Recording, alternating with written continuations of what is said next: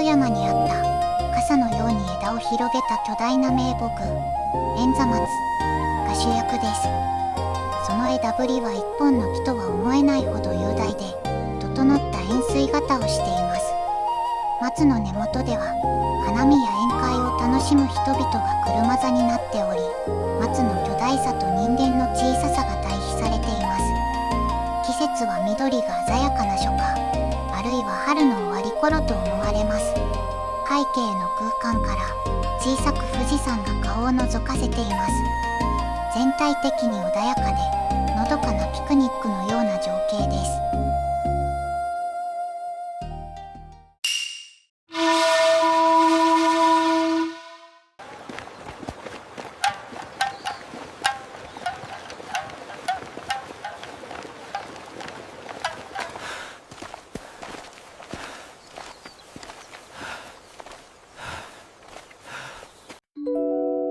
現在の東京都千代田区駿河台あたりからの眺望。高台にある武家屋敷の坂道を描いています。坂道を行き交う人々は、荷物を担ぐ人や武士など様々で、坂の勾配を表現するために体を傾けて歩いています。季節は爽やかな晴天の日と思われ、屋根の連なる江戸の街並みの向こうに、くっきりと富士山が浮かび上がっています。色彩は藍色を基調としつつ、地面の土色や木々の緑が落ち着いた調和を見せています。高低差を強調した構図が特徴的です。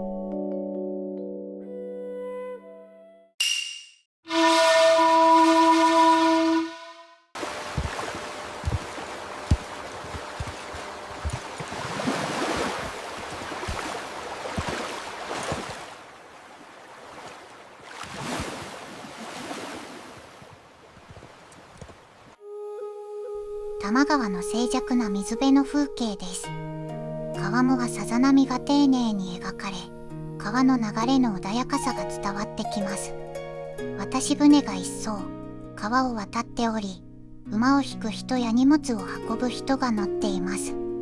岸辺には一本の大きな木があり、画面に安定感を与えています。全体的に余白を生かした構図で、朝霞がかかったような幻想的な雰囲気の中、藍色のグラデーションで描かれた富士山が背景に溶け込むように佇んでいます。静けさと詩情あふれる一枚です。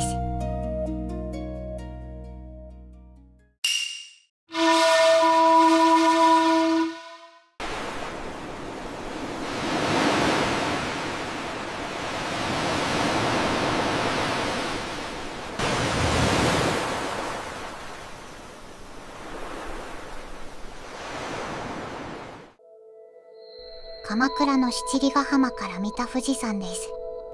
複雑に入り組んだ海岸線と打ち寄せる波が装飾的に描かれています。浜辺には小さな村があり、松の木が点在しています。この絵の最大の特徴は、その色彩です。全体が深い藍色の濃淡だけで表現された藍刷り風の仕上げになっており、夜明け前や夕暮れのような性質で冷涼な空気が漂っています。富士山は遠く、白く浮かび上がり、赤涼感と美しさが同居しています。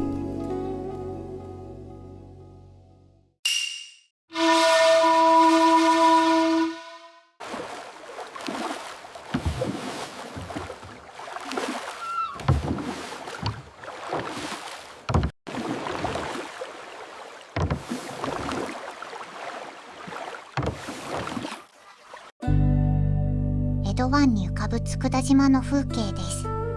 画面手前には数艘の船が停泊しており、船首や柱が三角形の構図を作っています。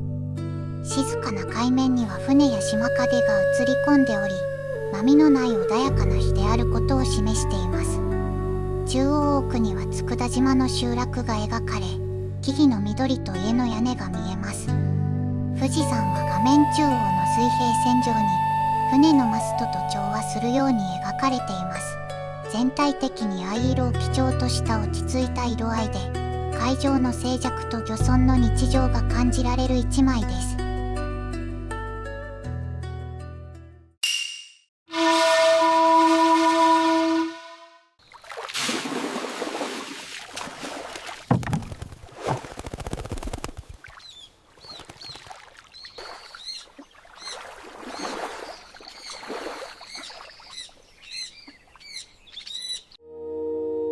現在の茨城県潮来市霞ヶ浦の風景です。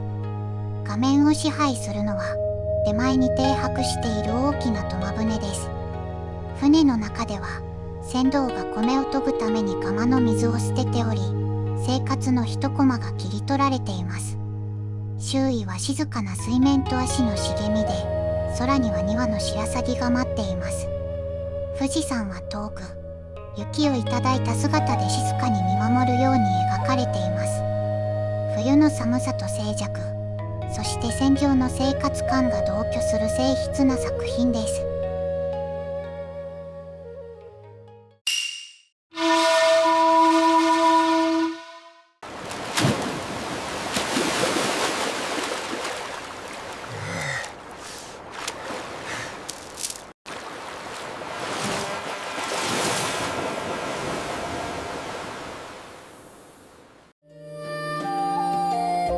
激しく流れる富士川の岩場での漁の様子を描いています。画面手前、波立つ川に突き出た岩の上に漁師が立ち、投網の紐を力いっぱい引いています。漁師の体のラインとピンと張った網の紐が三角形を作り、それが背景の富士山の三角形と相似型になっています。波は荒く、白波が立っており、自然の厳しさと人間の営みの力強さが表現されています。全体的に藍色が美しく、動きのある構図が際立つ名作です。